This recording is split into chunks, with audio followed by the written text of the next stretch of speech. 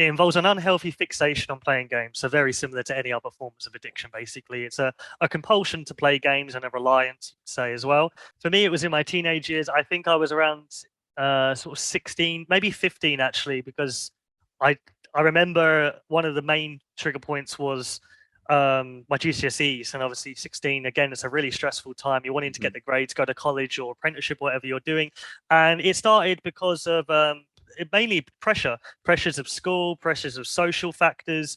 The typical things that a teenager goes through. Friendship groups, for example, school grades. Pressures coming from different places. I played a lot of sport as well, so there was influences from that, and it was mainly a need to escape, a need to kind of stress relief. That was my main Hmm. reason for that, and also there was a little bit of you know bit of self-loathing in there, I would say, as well. Like, I didn't really like myself at that time, so I wanted to escape from myself. And also I had this idea in my head that if I was good at these games, it would kind of give me that social acceptance, Right. because back then, I mean, we're talking like COD 4, Modern Warfare 2 kind of era. Next gen consoles, PS3, Xbox 360 just came out. It was a big time for gaming. Like, it was in school, that was the be all end all for every probably predominantly male, but Yeah. every single person in that school. It was all you ever talked about. You talked about your KD ratio, your MMR, whatever it was. So I was thinking, I would struggle in some aspects to. I had friends, of course, but you struggle you feel like you're not staying relevant enough, or maybe you're not interesting enough. So I thought the more I invested in my games, Hmm. the more I could kind of get. No, not necessarily bragging rights, but some acknowledgement and some recognition that if I'm good at this game, I'll get acceptance from my peers, basically. So I got Respect. that in Yeah. my head. Yeah. Exactly, and that's what I did. I mean, I was top 2,000 in the world on Modern Warfare 2 for quite a long time. 100 plus kill games, and I felt great about that. And and then it kind of tied in with that sense of accomplishment that we were talking about, because I was thinking, well, the rest of my life isn't going great, but at least I'm really good at this game that everyone talks about, and that is the Yeah. main thing right now. So I somehow justified it in my head that it was okay to play to excess, and the excessive part started to come in where I would fake sick to get out of school, and I would play all day, or I Wow. would take days off. Or I remember once, and probably the worst one. This is the point where I think I started turning it around. Was I went to get the new FIFA game, and I actually went down to my local Tesco at midnight to get the release, which a lot of people did. But a lot of Yeah. people, what they did is they went home, maybe played one game, went to bed, and then got up the next day.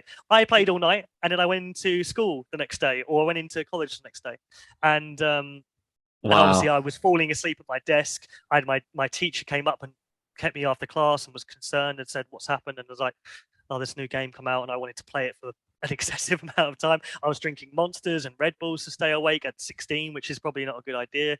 And that was the point where I was like, "Okay, I'm into sport. I'm into stuff. Maybe I need something to change here." So the way Yeah. I addressed it was joining the gym.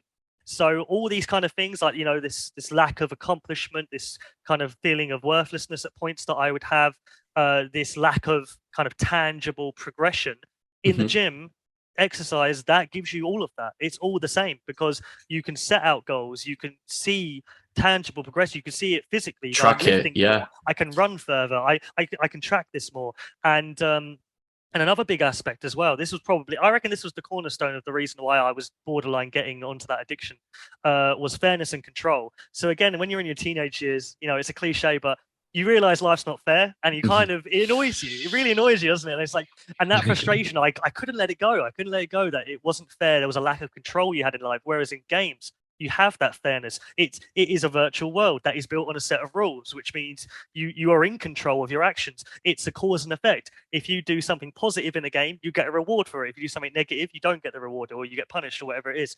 And in real life, that doesn't matter. You can do bad things and still not get punished, or vice versa. We all know how the world works. Yeah. So Exactly. Yeah. so yeah, so that, but when you're a teenager, you're frustrated because obviously hopefully most people's parents aren't saying to them, "Oh yeah, life's not the way you're going to think. You're not the way you think it's going to be." And then you learn the hard way, basically, which is what happened to me. So I delved into that. But then again, in the gym, it's the same thing. It's like, if you go to the gym, if you exercise, if you concentrate when you're in there, if you put effort and intensity into it, if you learn about things, you learn new forms, new techniques, you learn how to train properly, you will get that cause and effect of, if you go, you will improve your physical health, your mental health massively. One big thing as well is we kind of touched on, was your dopamine center.